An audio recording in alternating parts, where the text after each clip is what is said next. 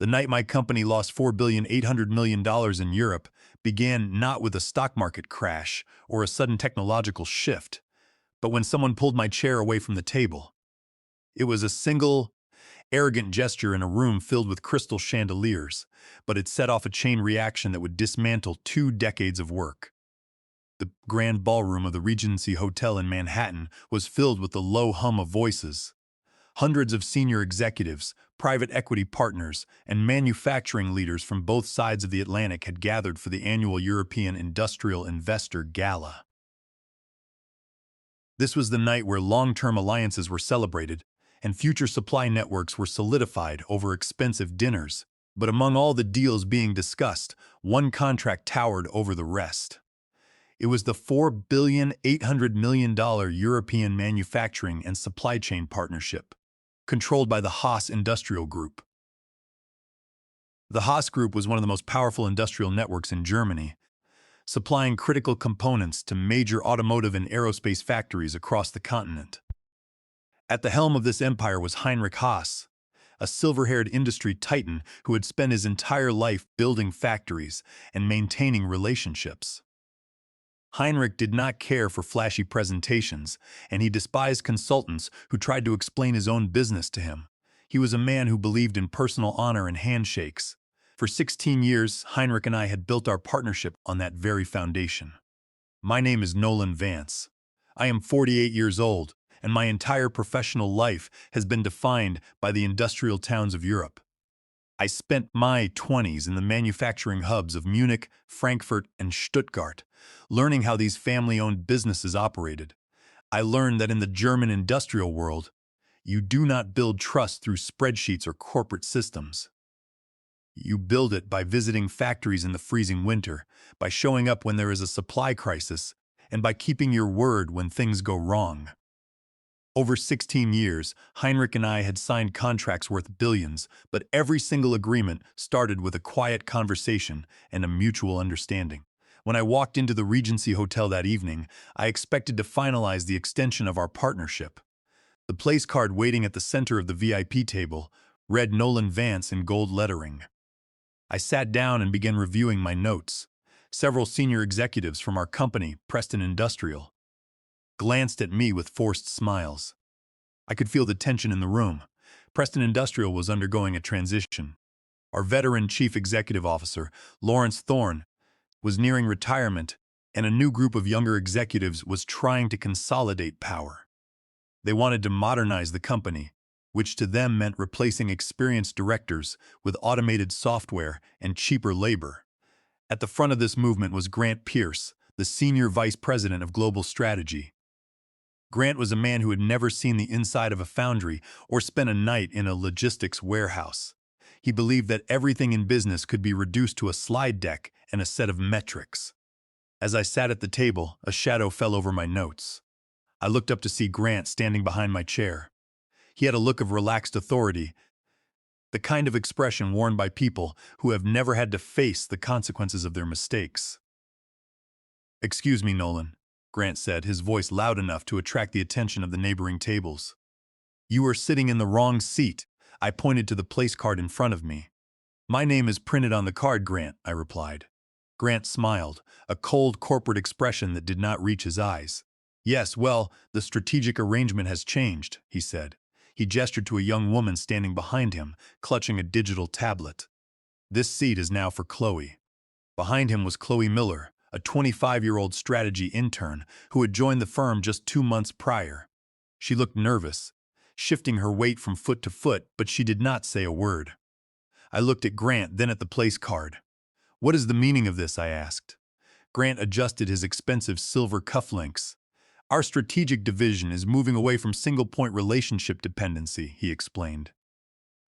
"We believe that clients should rely on Preston Industrial systems, not on individual personalities.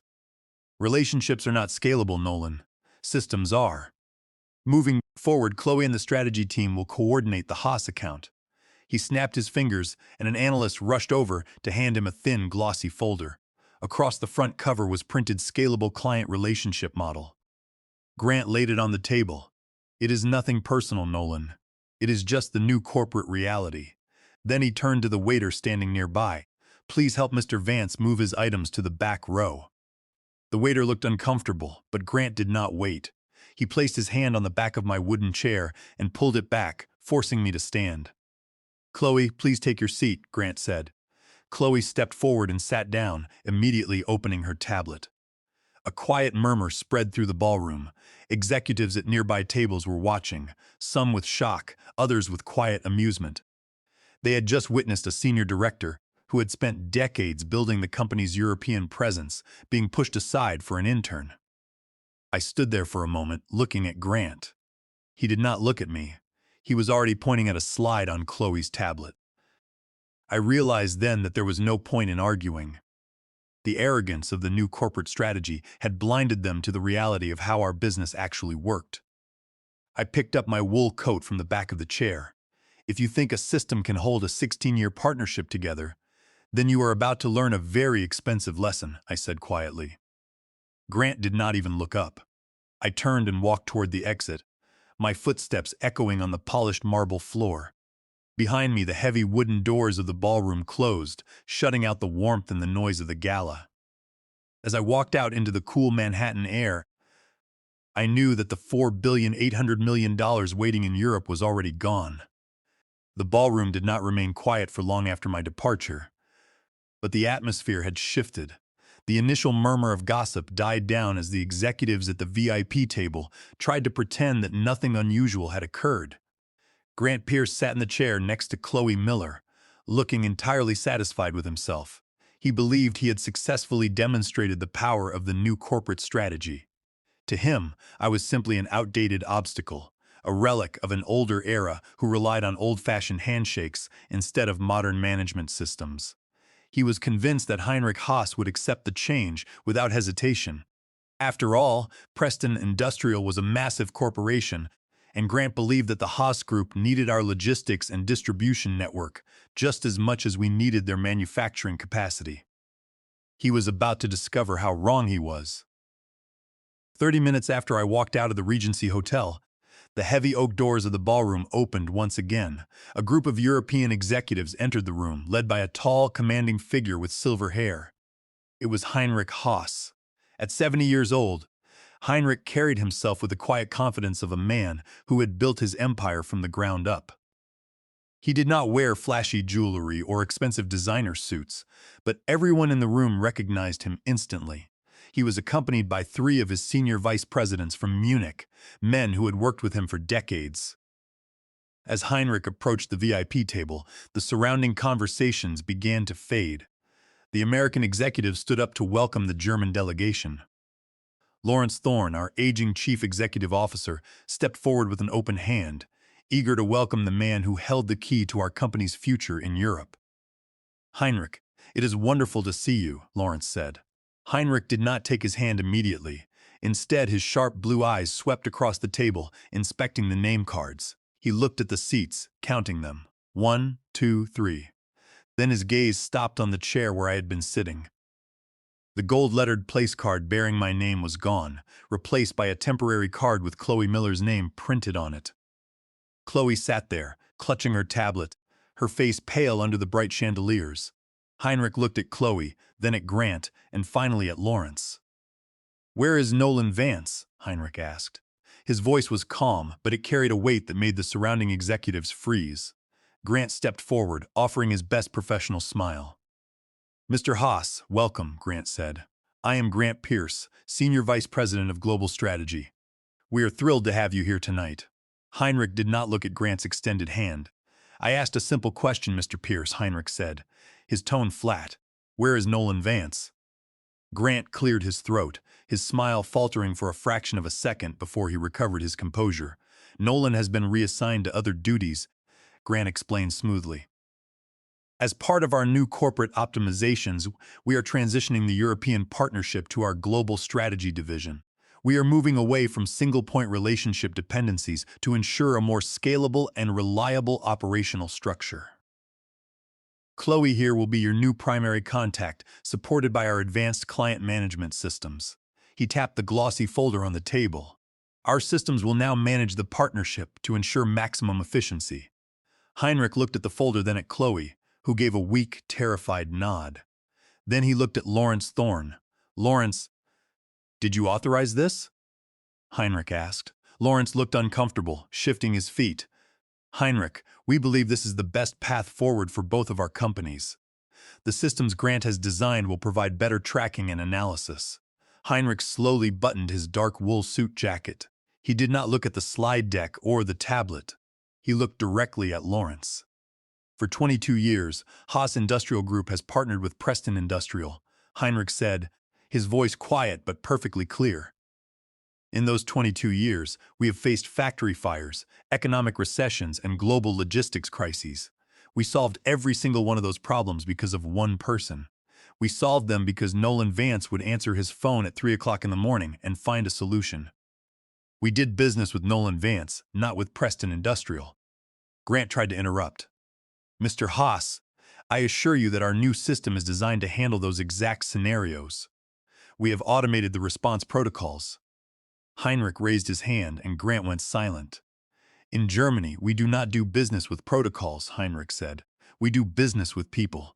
Trust is not something you can write into a software program or delegate to an intern. Trust is not transferable. He looked at the empty chair once more, then back at Lawrence. If Nolan Vance is not at this table, then Haas Industrial Group is not at this table. This meeting is finished. Lawrence's face went red. Heinrich, please, let us discuss this. We can find a compromise. Heinrich did not reply. He turned on his heel and walked toward the exit, his German delegation following him in perfect, silent alignment. They did not look back. The ballroom was completely silent now. The silence was heavy, suffocating. The largest manufacturing deal in the history of Preston Industrial had just walked out of the room in less than 5 minutes. Lawrence Thorne turned to Grant Pierce, his face twisted with anger. Fix this, Lawrence whispered, his voice trembling. Fix this right now. But Grant could only stare at the empty doorway, his folder still clutched in his hand. The system had failed its very first test, and the cost was $4,800,000,000. I was already driving south along the Hudson River when my phone began to vibrate on the passenger's seat. The lights of the Manhattan skyline were reflecting off the dark water, creating a quiet contrast to the chaotic ballroom I had just left. For the first time in 26 years, I felt a strange sense of peace. I had spent my entire adult life running from one crisis to another, flying to Munich on a moment's notice, spending 12-hour days in manufacturing plants, and sacrificing my personal life for a company that believed I could be replaced by a 25-year-old intern in a PowerPoint deck. The cold air coming through the half-open window felt clean. I did not answer the phone immediately. I knew it would be Lawrence Thorne or Grant Pierce, desperate to undo the damage they had caused. Let them stew in their systems for a while. Let them see how far their metrics would get them without the human foundation that kept the factories running. The phone stopped vibrating, then started again. This time, the name on the screen was not someone from Preston Industrial. It was Heinrich Haas. I pulled the car over to the side of the road, near a quiet overlook facing the river, and answered the call. "Good evening, Heinrich," I said. "Nolan." Heinrich's voice came through the speaker, calm and steady as always. "I have left the Regency Hotel. The dinner was not worth the transit." I smiled. "I figured you might leave." Heinrich let out a short, dry laugh. "They thought they could replace you with a child holding a computer tablet." The young man, Pierce, tried to show me a chart explaining how their software would manage our relationship. He has never seen a steel mill in his life. I told them that trust is not transferable. I have officially terminated all negotiations with Preston Industrial. The $4,800,000,000 contract is canceled. I was silent for a moment. It was one thing to walk away from the table, but to hear the official confirmation of a $4,800,000,000 cancellation was staggering. That contract was the backbone of Preston Industrial's European presence. Without it, their entire logistics network on the continent would collapse under the weight of its own overhead. "Are you sure about this, Heinrich?" I asked. "It is a massive disruption for your supply chain as well." Heinrich did not hesitate. "We will manage, Nolan. But we will not manage with people we do not trust. For 16 years, you and I have built this connection. I will not throw it away for a company that does not respect its own people. When you decide where you are going next, call me. The line went dead. Heinrich never wasted words on goodbyes. He made a decision, acted on it, and moved forward. I sat in the quiet car for a few minutes, watching the headlights of the passing traffic. The magnitude of what had just happened began to sink in. Preston Industrial had lost their primary European asset, and the man who controlled it was waiting for my next move. Before I could even put the car back in drive, the phone rang again. This time it was Adrian Keller, the chief executive officer of the Steinman Alliance. The Steinman Alliance was Preston's largest competitor in the international logistics space. They had been trying to expand their footprint in Germany for years, but they had always run into the wall of relationships that I had built for Preston. "Nolan," Adrian said, his voice filled with energy, "I just heard what happened at the Regency. News travels fast in this industry. It took less than 40 minutes for the partners in Munich to call my office." I shook my head, amazed at the speed of the corporate grapevine. Executives talk, suppliers compare notes, and a disaster of that scale could not be kept secret for long. "Yes, Adrian," I said. I walked out. Adrian laughed. "I have been trying to hire you for 7 years, Nolan. Tonight made the timing perfect. I am offering you the position of President of European Operations for the Steinman Alliance. You will have full operational authority, a budget of $50 million to expand the Frankfurt office, and complete control over the network design. Build it the way you have always wanted to build it." I leaned back against the headrest, looking out at the dark river. "And what about the Haas Group?" I asked. Adrian's tone became serious. "We both know that if Heinrich Haas walks away from Preston Industrial, he will not walk away from you. If you join us, the Haas contract comes with you. We have the capacity to onboard them immediately. We will give you the resources to make the transition seamless." I took a deep breath. The offer was extraordinary. It was not just a job, it was the ultimate vindication. It was proof that in the real world of heavy industry, and in international logistics, relationships and experience still held more value than any corporate algorithm. "Let me think about it overnight, Adrian," I said. "I will give you my answer tomorrow morning." "Of course, Nolan," Adrian replied. "Take your time. But we are ready to move when you are." I hung up the phone and pulled back onto the highway. The city lights seemed brighter now. The corporate board at Preston Industrial believed they had optimized me out of a seat. Instead, they had handed me the keys to their entire European empire. And the battle was just beginning. 5 days later, I was sitting in a glass-walled conference room on the 38th floor of a skyscraper in Frankfurt. The office of the Steinman Alliance overlooked the financial district with the silver towers of the city rising above the River Main. I sat in a comfortable leather chair, looking out at the cargo barges moving slowly along the water. It was a clear, cold morning, and the rising sun reflected off the glass facades of the neighboring banks. I recalled the early days of my career, 26 years ago, when I was a junior operations coordinator carrying heavy binders of paper manifests through the shipping ports of Hamburg. Back then, there were no strategy consultants or digital platforms to manage client relationships. There were only phones, fax machines, and the word of the person on the other line. I had built my reputation on that simple foundation, and now it had brought me to this high-rise office. The paperwork on the table was clean, straightforward, and free of corporate jargon. I signed my name at the bottom of the final page, officially becoming the President of European Operations for the Steinman Alliance.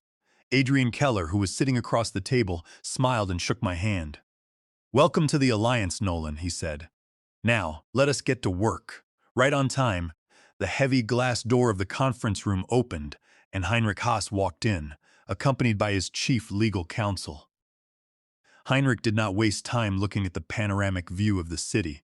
He walked straight to the table, shook my hand warmly, and sat down. "Today we signed the new contract," Heinrich said. The Haas Industrial Group officially transferred its $4,800,000,000 procurement and supply agreement to the Steinman Alliance. It took less than an hour to execute the documents. In Germany, trust moves faster than corporate bureaucracy, but the transfer of the Haas contract was only the first domino in a long chain. Within 4 days, Two mid-sized Bavarian engineering suppliers canceled their logistics contracts with Preston Industrial. They cited the loss of their primary operational contact as the reason for termination. Another major logistics partner in Stuttgart followed them the next week. The network I had spent 26 years building was moving, piece by piece, to our new alliance. Meanwhile, back in New York, the leadership at Preston Industrial was descending into absolute panic. They realized too late that their European operations were collapsing without the human connections that held them together. In a desperate attempt to save his career and hide the disaster from the board of directors, Grant Pierce tried to seize the proprietary supplier database I had developed over my 26 years in the industry. This database was not a simple contact list. It was a complex relational system containing the private contact information, pricing histories, custom clearance templates, and personal notes for hundreds of family-owned manufacturing suppliers across Europe. It was the digital engine that kept our logistics network running. My employment contract had a specific clause, written 16 years ago by my personal corporate attorney, Charles Jenkins. The clause stated that Nolan Vance retained sole ownership of the database and its intellectual property, licensing it to Preston Industrial only as long as I remained an active director of the company. When Grant Pierce forced me out of my seat, my directorship ended, and the license immediately expired. Grant Pierce knew that without that database, Preston Industrial could not fulfill their remaining European orders.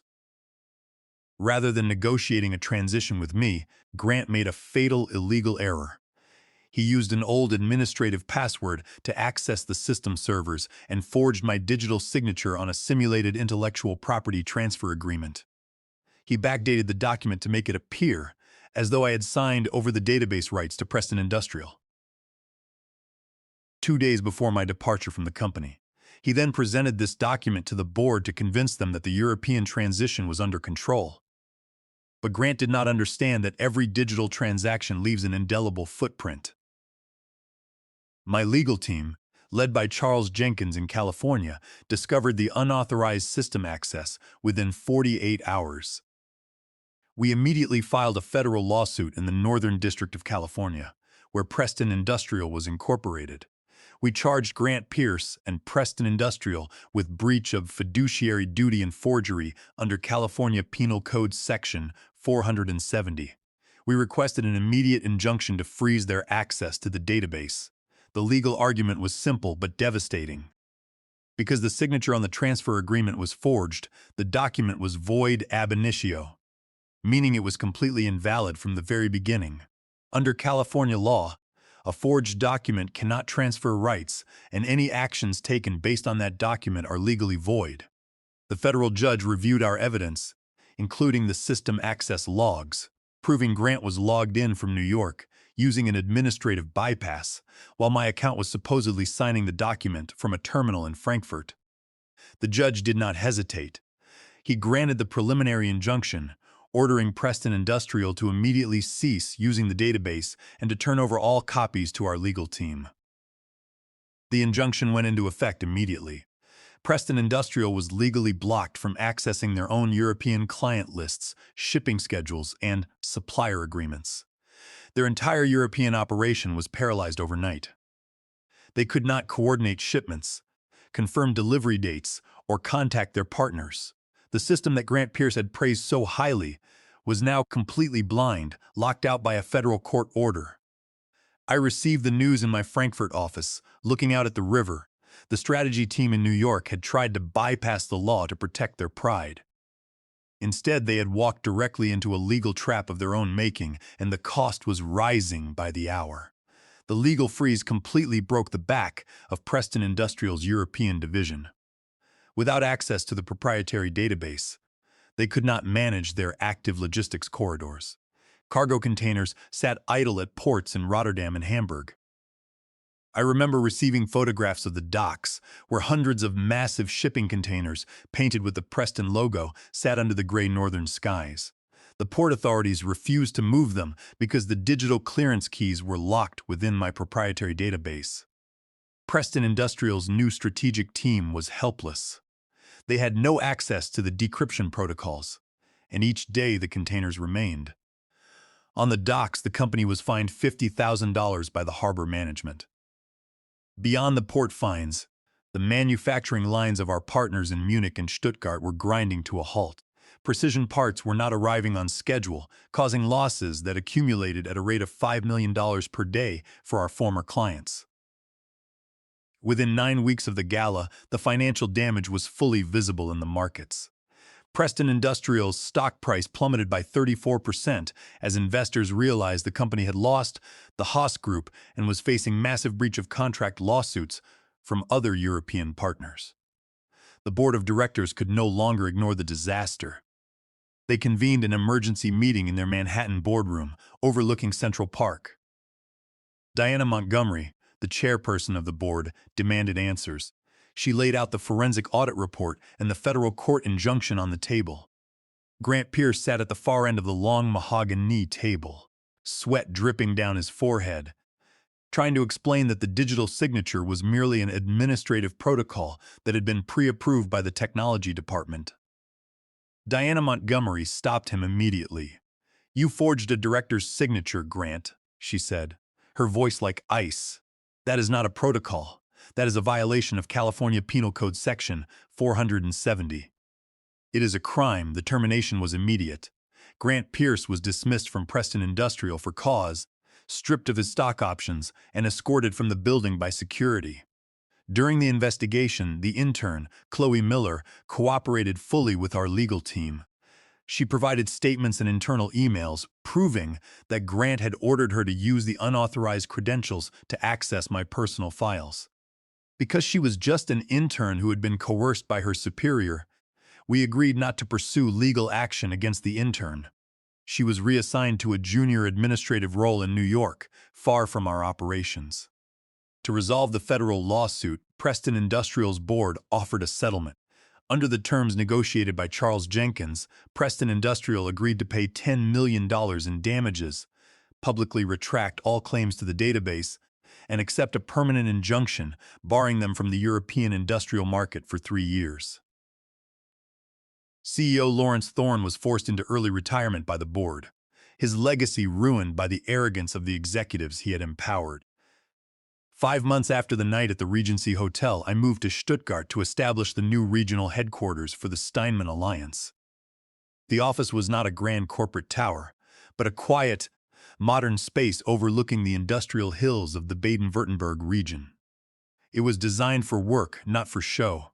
That evening, I walked down a narrow cobblestone street to a small, traditional restaurant that I had frequented for 15 years.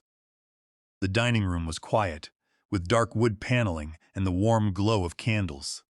Heinrich Haas was already sitting at the long wooden table. A bottle of German red wine was open beside 2 glasses. Heinrich stood up and shook my hand, his grip firm as always. "Nolan," he said, "it is good to see you in Stuttgart." "It is good to be here, Heinrich," I replied, taking my seat. The waiter poured the wine and we raised our glasses. "To continuity," Heinrich said. "To continuity," I agreed. We spent the next 2 hours discussing the expansion of the Steinman logistics network into eastern France and the logistics schedules for the upcoming winter quarter. It was a productive, quiet conversation between 2 partners who understood that the foundation of any business is the trust between the people who run it. After the documents were signed and the business was concluded, Heinrich leaned back in his chair. "The directors at Preston Industrial called my office yesterday," he said, a faint smile on his face. "They wanted to know if we would consider returning to their network now that Grant Pierce and Lawrence Thorne are gone. They offered a 10% discount on all logistics fees." I took a sip of my wine. "And what did you tell them?" I asked. Heinrich laughed, his voice warm in the quiet room. "I told them that their systems might have a 10% discount, but they still do not have Nolan Vance. I told them that in my country, we do not buy systems, we buy trust, and trust cannot be bought at a discount." We finished the wine and walked out into the cool evening air of Stuttgart. The streetlights were starting to flicker on along the hillsides. As I walked back to my office, I thought about how close Preston Industrial had come to achieving their corporate dream of a completely automated, relationship-free business. They had wanted a system that did not depend on personalities. They had wanted an organization where people were just interchangeable parts in a machine. In their search for efficiency, they forgot that the machine is only as good as the people who build it and the partners who keep it running. They believed they were replacing a seat at a VIP table in Manhattan. What they actually replaced was the human connection that held their entire European empire together.